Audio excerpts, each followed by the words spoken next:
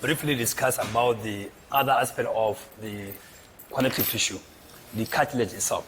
So cartilage, as I told us before, cartilage is one of the most important aspect of the connective tissue. Right when we were in our mother's womb, that is during the intrauterine life, we have our cartilage model, all the embryos. The embryo was completely cartilaginous, in the first 8 weeks. And after the 8th week of intrauterine life, the cartilage model now tends to change from the cartilage to the bony part of, ourselves. Some of these cartilages, they remain even after, the total growth.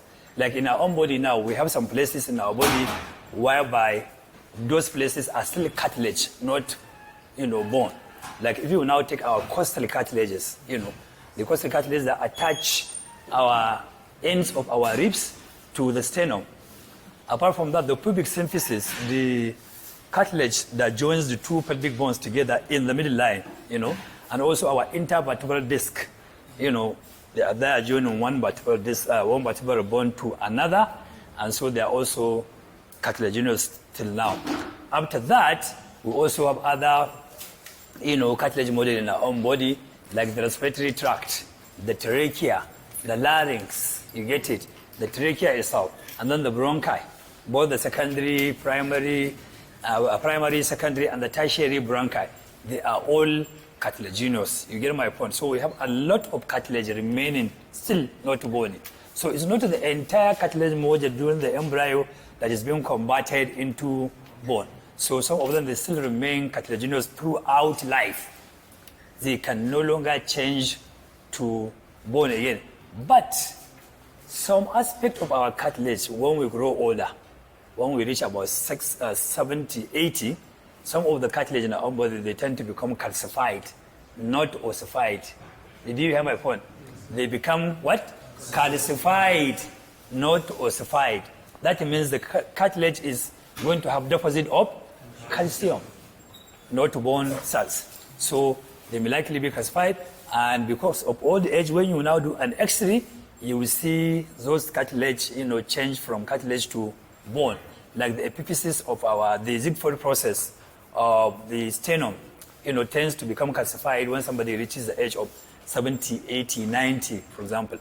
So by the time you now see his body, that X-ray is from our old person. You get my point? So that's the way for you to understand that this X-ray comes from a younger person or from a very much elderly or very old person. When you see the Ziegfeld process is calcified, and this guy has gone. It's about dying. Is somebody who is 80, what is remaining? You get my point? Mm-hmm. So now we've seen the cartilage. So the cartilage is divided into 3 different categories.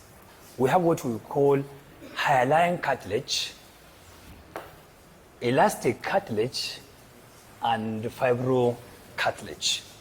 These are the different types of cartilages that we do have in our own body. So we only have 3 different categories of cartilages in our own body. Majority of the cartilages that we do have, whether during intrauterine life or during the way we are now as adults, majority of the cartilage that we do have is hyaline cartilage. We said majority of the cartilages that we do have in our own body, whether while we were embryo, or we were fetuses, or we are adult as now, major component or the major type of the cartilage that is in our own body, the bulk amount is hyaline cartilage. Then the elastic cartilage, there are only 2 places in the human body where you can have elastic cartilage. Where are these 2 places? In the ear and in the epiglottis, in the larynx. So in the larynx, the voice box lid, that is the epiglottis. So and the ear cartilage, these are the only 2 cartilages in our own body that are made up of elastic cartilage. The difference between the elastic cartilage and the hyaline cartilage, we will discuss it. Also, the difference between the elastic, hyaline, and the fibrocartilage, we will also discuss it. The other cartilage that we do have is what we call a fibrocartilage. The fibrocartilage is special in that one is a kind of cartilage that consists of, the cartilaginous cells and fibers. So there is cartilage, and also there are connective tissue fibers, within it in large quantity.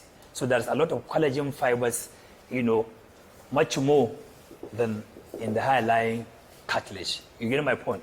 So that's supposed to say that what are the cartilaginous, fibers?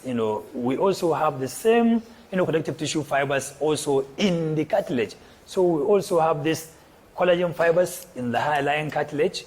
We also have elastic fibers, more of connective tissue fibers in the elastic cartilage. So we have more of elastic fibers in the elastic cartilage. We have more of collagen fibers in the fibrocartilage. But here we have less of, collagen fibers as compared to the fibrocartilage. Are you clear? So in our own body, all of these cartilages that we have made mention, the cartilages in the trachea, in the larynx, in the costal cartilages, you get it? All these are made up of high-lying cartilage. The epiglottis and the cartilage of the ear, elastic cartilage. The nasal cartilage is made up of high-lying cartilage. The fibrocartilage is our pubic symphysis, and the intervertebral discs, they are all fibrocartilages. So now we've seen the different, apart from the example that we have given, the articular bones, articulating bones, where we have the joints, the articulating ends or surfaces, all these are lying or covered by a high-lying cartilage. So all these articular cartilages that covers the head of the femur, for example, the head of the humerus, all other joints are be lined by articular or covered by articular cartilage made up purely of high-lying cartilage. But in some other joints, like shoulder joint and the hip joint, the articulating surface, the concavity, like the glenoid cavity of the scapula, is very shallow. So because it is shallow, to make the joint a little bit stable, the cavity here, the glenoid cavity, is been deepened by a ring of cartilage known as labrum glenoidal. Labrum what? Labrum glenoidal. Labrum glenoidal, this is made up of fibrocartilage. So also in the hip joint, the acetabulum itself of our hip bone that articulates with the head of the femur to form the hip joint. This acetabulum is also been deepened by a ring of cartilage known as labrum acetabulare. So the labrum acetabulare is also made up of fibrocartilage. Are you getting me? So this the fibrocartilage itself is a very strong cartilage, and it resists a lot of tensional forces or compressional forces. So also within our joints, we also have some fibrocartilage, like in the knee joint. We have what we call menisci, lateral and the medial menisci within the knee joint. We call them intra-articular cartilages. This intra-articular cartilage, this is the only place where you have, apart from the knee joint, you also have another fibrocartilage within what you call temporomandibular joint here. When you put your finger, this your ring finger, at the back of your ear like this, lower part of the back of your ear, you now close your mouth like this. Put the finger there, and then try to open and close your mouth. What do you feel? Do like this. What did you feel? Movement. And then when you open, you will feel a depression there. That is the joint cavity of the temporomandibular joint. And even that joint also is been deepened by this fibrocartilage. So that one too is an intra-articular cartilage. So we also have intra-articular cartilages in our knee joint. So now we have now seen the different types of cartilages and where we find each one of these cartilages, and what are the constituents of these cartilages. You see, each of these cartilage, whether fibrocartilage or elastic cartilage or hyaline cartilage, they all have this, cartilage cells and cartilage matrix. Like the way we say we have bone cells and then we have bone matrix. So also here we have bone cell, cartilage cells. We also have cartilage matrix. What are the cartilage cells? We have what we call the chondroblasts. You understand? And then we also have chondrocytes. So these chondroblasts, they give rise to these chondrocytes. And then finally, when the bone is going to form, all these chondrocytes, chondroblasts and the chondrocytes, they are finally being replaced by osteoblasts and osteocytes. And then the fibers, the connective tissue fibers are also present in the cartilage. All these three different categories of the connective tissue fibers, the elastic, the collagen, and the reticular fibers are also all found in all these three. But the quantity of each of these, is one that matters. So here we said in the hyaline cartilage we have more of the collagen fibers, less of elastic fibers, less of reticular fibers.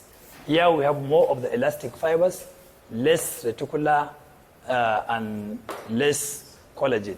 Here we have more of collagen fibers, more than that of the hyaline, and then we have less of elastic fibers and reticular fibers. Are you clear? Now we've seen the constituents of the cartilage, and now we know the functions of the cartilages. Function of these cartilages is number one, to attach the bones, with each other, like the costal cartilages. Costal cartilages attach our ribs to the sternum. So they attach bone to bone. That is one of the functions. Two, they also give room to expansion. Because as we breathe in oxygen, the chest expands. And even the whole thoracic cavity, the whole thoracic framework is supposed to be, is where to be bony. Will it expand?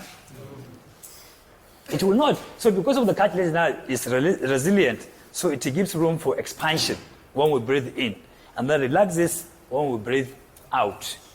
That is two. Three, it gives support to our joint. Like if you now, remember what we have said concerning the knee joint, we have what you call intra-articular menisci, intra-articular cartilages. Those cartilages, they are, situated, if this is the tibia, superior aspect of the tibia like this, and so the cartilage, the lateral meniscus is located here, and then here we have the medial meniscus here, and so here you have the condyle of our femur, taking origin here, and then it goes there like this. So we have this menisci. So they are just padding, something like a cushion for the femur, so that when you are walking, there is no beating between bone to bone, but between bone to cartilage, so that there will be no pain. You get my point? So that is cushioning. So it cushions, this our joints as we walk around.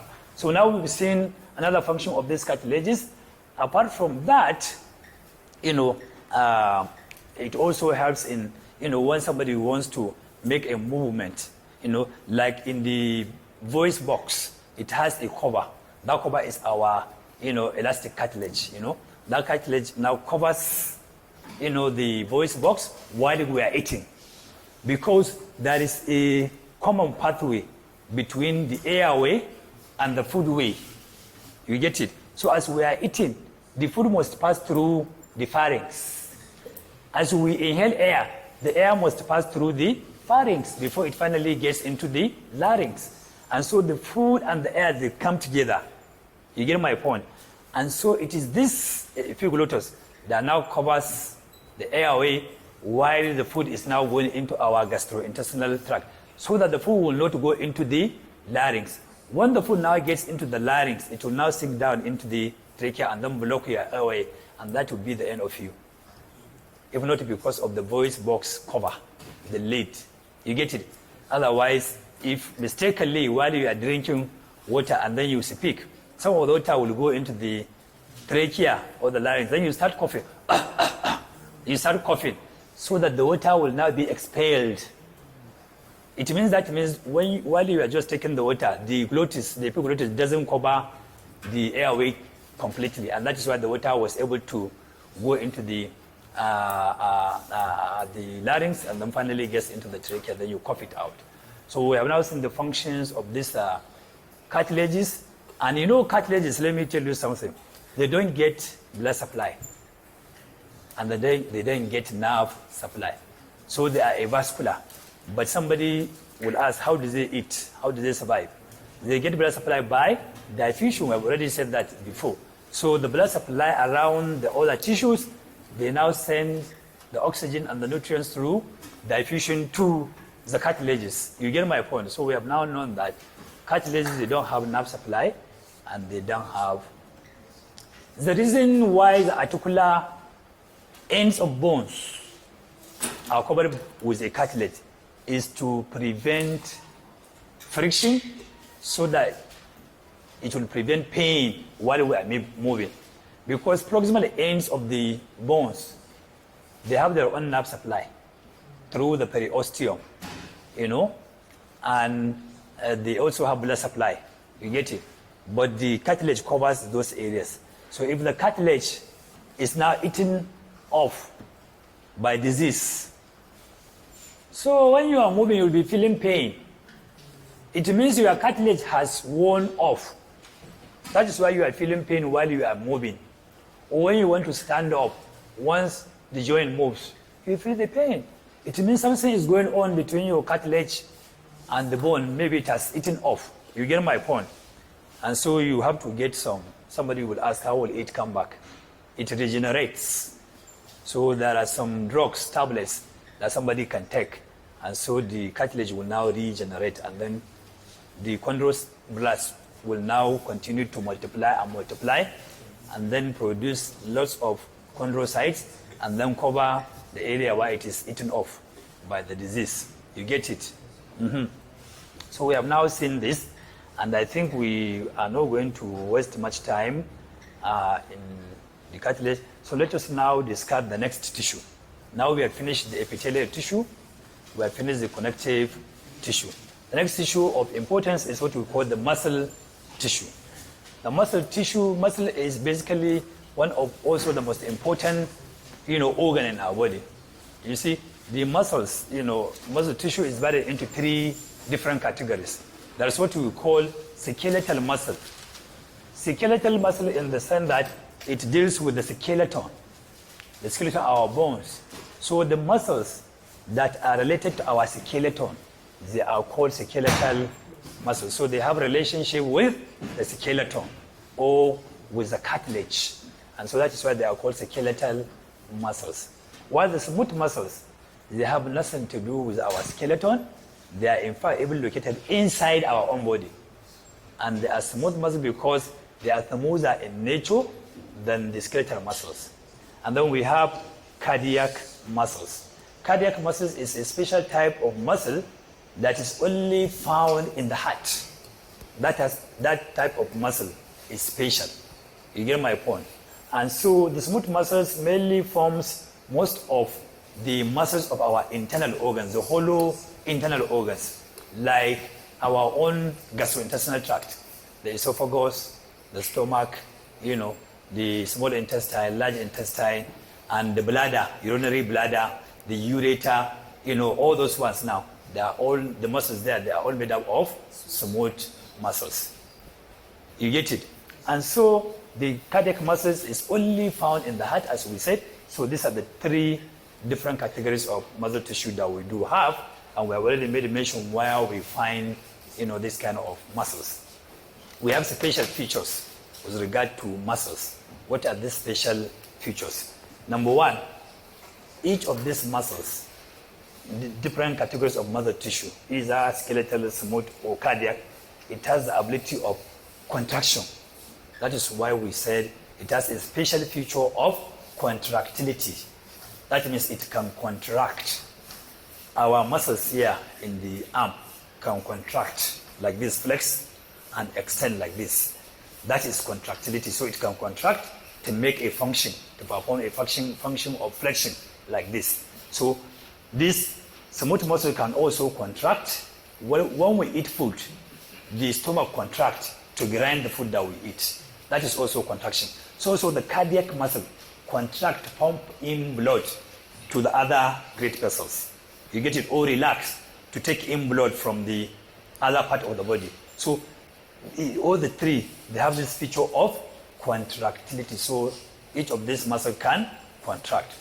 Similarly, they can get excited. That means excitability is another feature of this muscle tissue.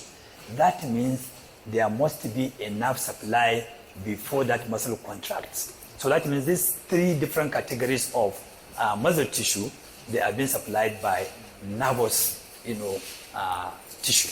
So the nerves supply this muscle tissue for them to be able to do their function. So they get excited, and so they can contract by the excitability, function of the nervous system to the muscle tissue itself. Again, extensibility. That means they can revert back when they contract. That means once they contract, they can also revert back to their own normal size after the contraction. That is extension. So they can flex, that is contraction, and then they can revert back, that is extension. So this is one of the special feature of this. So the contraction of the smooth muscle, like the gastrointestinal tract, that contraction is what we call peristaltic movement. That means it can just contract so that it can just be passing the food from one area to another. So it contracts to form this peristaltic movement, and then it finally relaxes. That is when the food has passed. So the area above the area of the food where it has passed, it will now relax. So the contraction of the cardiac muscle is what you call systolic, phase of the contraction of the heart.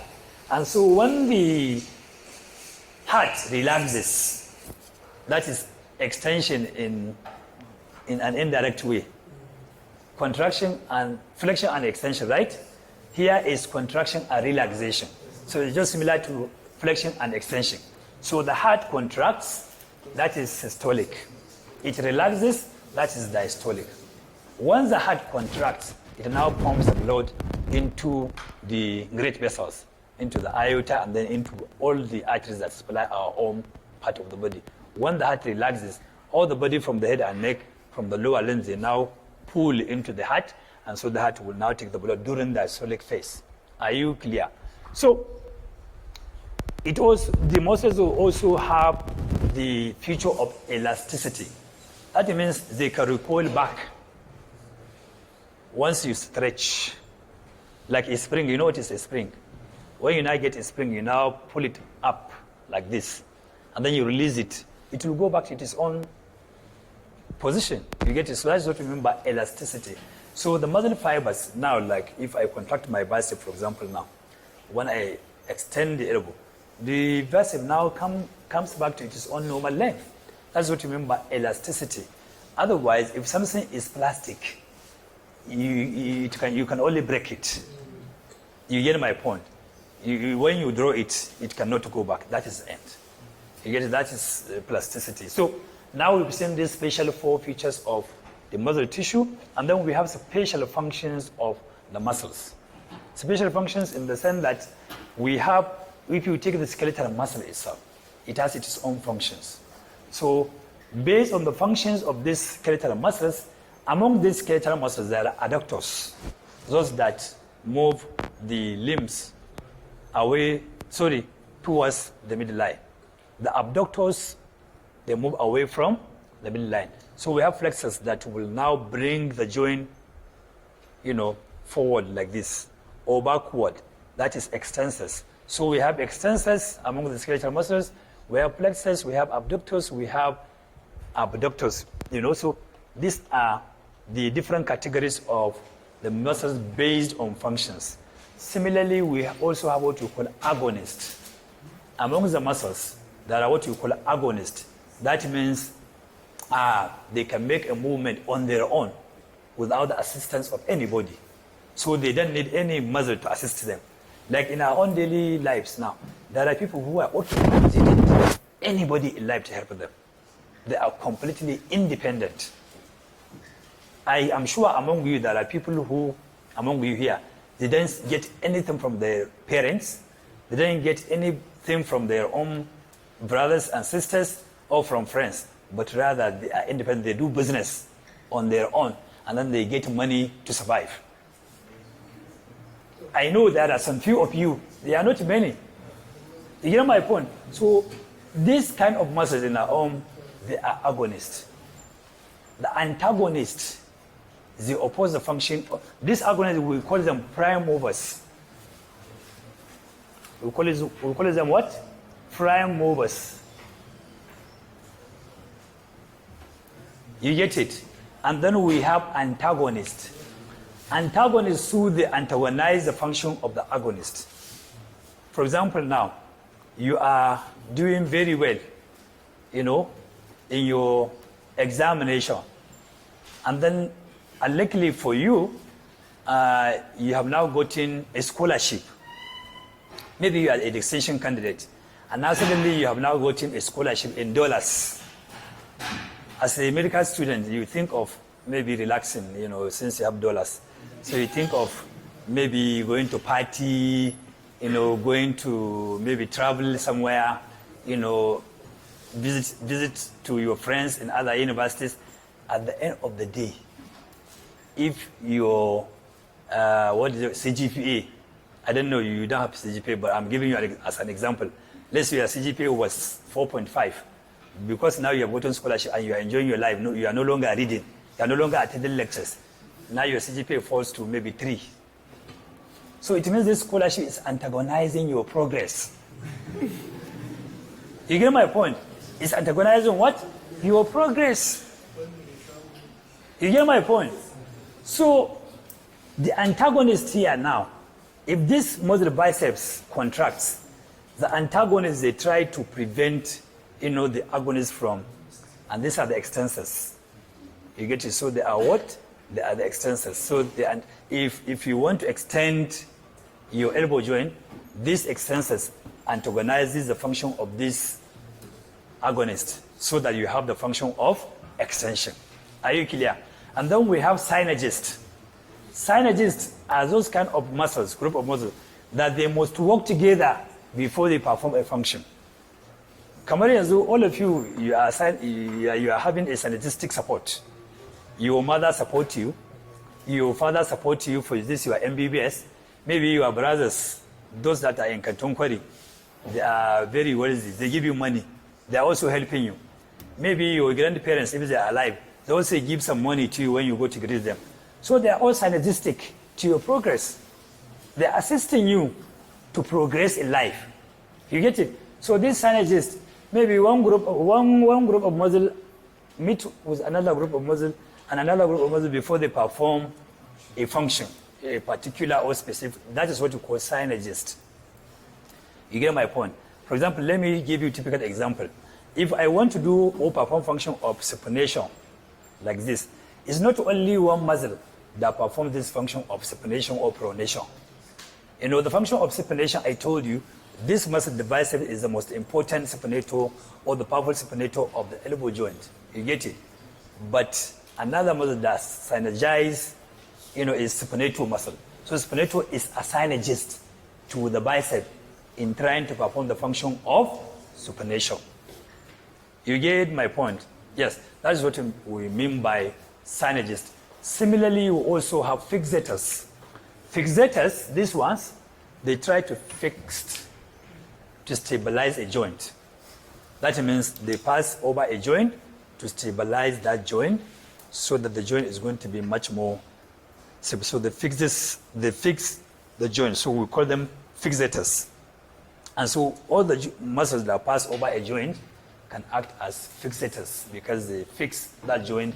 Like I'm in certain position now, some of the muscles that pass over the knee joint, they now fix, the joint itself, to stabilize it. So now we've seen the functions of these muscles. So we now come to the attachment of skeletal muscle. When we talk about attachment, it's only skeletal muscle that we talk about when we talk about the attachment of muscles. So muscle can have what you call direct attachment or indirect attachment. Direct attachment, that means the muscle fibers that attach directly over the bone. And the indirect attachment is when the muscle attaches on the bone through a tendon. That means if you have the muscle fibers like this, you get it. So we have the muscle fibers like this, and then you have a tendon. Like if you contract your bicep like this, flex your elbow joint with strength like this, you will see one depression in the elbow here. If you put this your thumb and your index finger like this, you can even catch hold of this tendon. That is the tendon of the bicep brachii. You get it? And that means this tendon of bicep brachii, it means the biceps attaches indirectly on the radius. You get it? Through its own tendon. While the bicep attaches directly on the humerus. It attaches on the radius indirectly through it is. Are you all clear? So now we've seen direct and indirect attachment of a bone. We can name muscles in several ways. Number one, we can name muscle based on location, where the muscle is located. The arm is called brachium in anatomy. In the Latin, what? The arm in English, in Latin we call it brachium. So the muscle that attaches over the anterior surface of the humerus, because it is on the arm, so there is one muscle we call brachialis muscle. You get my point? And again, because we have another muscle that attaches from the humerus, around the humerus, and then goes to the radius like this, on this side, humerus, radius, so arm and the forearm. So we call it brachioradialis. Radius and the brachium, the arm. So that is based on the location and or based on attachment from the origin and the incision. Are you clear? So we have now seen that. Also, we can also name muscle based on its own shape. Like we have what we call deltoid. Deltoid muscle now is this muscle on the lateral side of our shoulder. And this muscle now, you know, is delta shape, triangular, with the base along this side, and the apex attaching on the humerus. If this is the humerus, the deltoid tuberosity here, so this tendon attaches on the deltoid tuberosity, and the base here is around the head. The base here is around the shoulder itself. So we have the base here, you have the side of the muscle, and then you have the apex ending into a tendon. So it looks like a triangle. And triangle in mathematics, delta is like this. That is why it is called deltoid. Are you clear? And so again, we can also have trapezius muscle at the back here. You know what is trapezius? You know? It has many sides. So you have one side here, you have another side here, you have another side here, you have another side here. This is what we call trapezius, just like a trapezoid, shaped kind of structure. So we have that, and then we can also name muscle based on size. We have what we call minimus, that means small. A muscle that is small, we call it minimus. We can also have medius. That means it's neither small nor big. So we call it medius. Something that is large, we call it maximus. Like our gluteus minimus, gluteus medius, and gluteus maximus. So the three muscles now, one is small, one is moderate in size, and the other one is large. Are you clear? So we have them named based on their own size. You can also have a longus and brevis. This is in terms of length. one that is longer is called longus. You get it? The one that is shorter is called brevis. So the shorter people in your own class, they are all brevis. The longer ones in your class, they are all longus. You get my point? So we have the longus, we have the brevis based on length. You get it? So we have now seen that. Again, you can also name a muscle based on direction of the muscle fibers. These are the muscle fibers. If the muscle fibers, they pass obliquely, like that, they are called oblique. Like our external oblique muscle of the abdomen, they pass obliquely downward. And the internal oblique, they pass obliquely upward. So these are called oblique kind of muscles. If they pass straight down, like they are called rectus. From the word, from the Latin, rectus means straight. Like our rectus femoris in the, you get my point, that is it. But somebody will ask, the rectum. Rectum is from the word rectus. Our rectum is not straight, it's curved in we humans, but in animals it's straight. And so the name of the rectum comes from, it is a straight direction in animals. And so that is why we anatomists still retain the name rectum. Otherwise, if I were to write another anatomy book, I would change the name. I'm telling you. Because it's not straight. So why are we lying?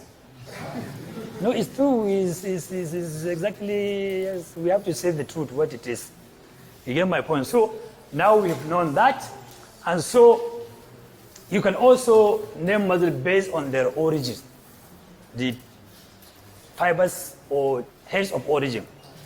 If it originates by two heads, that is what we call bi, like the bicep brachii. It has two heads of origin. You get it? We also have triceps.